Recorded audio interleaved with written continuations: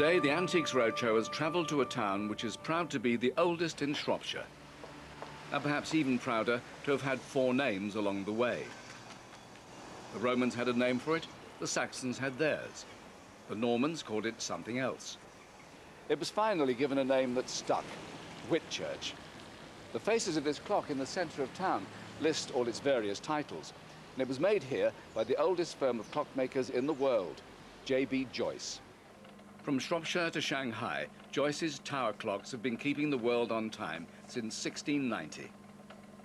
Business gathered momentum in the 19th century, when the new railway system carried clock parts all over Britain, together with the engineers to assemble and install them, quite often at railway stations.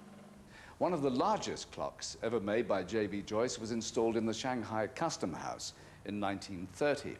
The dials alone weigh 1.5 tons. And the minute hand is 10 feet 6 inches long.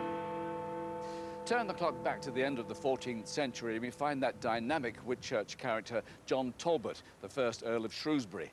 A true man of action, he spent his life fighting the Welsh, the Irish, and for 30 years his favourite foe, the French. He fought Joan of Arc at the Siege of Orleans and held the Bastille, but was eventually driven out and taken prisoner. Talbot's courage in battle inspired Shakespeare to depict him in Henry VI, Part 1, as the scourge of France, the Talbot so much feared that with his name, the mothers still their babies. The old warrior fought on relentlessly into his 70s and met a suitably heroic end in the final engagement of the 100 Years' War at Castillon. His heart was brought back here to Whitchurch and is buried under the church porch. An ancestor of the great man founded the Sir John Talbot School in a quest to cure youth of sloth and idleness, a noble ideal. It's still a seat of learning for Shropshire lads and lasses, and today for the Antiques Roadshow. Hi there. Oh, God. Tell me, did you have an uncle called Henry?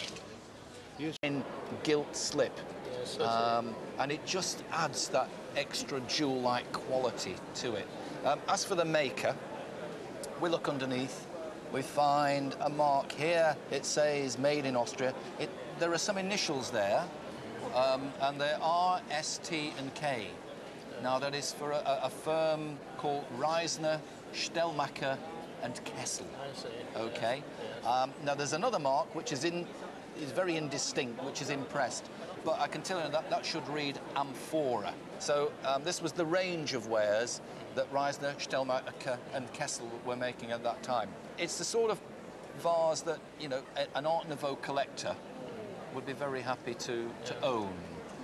I suppose the burning question is how much would they have to pay for it? And I would have thought that if they were to go to a gallery, a top gallery, they wouldn't get very much change out of £400 or £500 for this particular vase. I see. So you haven't got a pair by any chance, have you? No.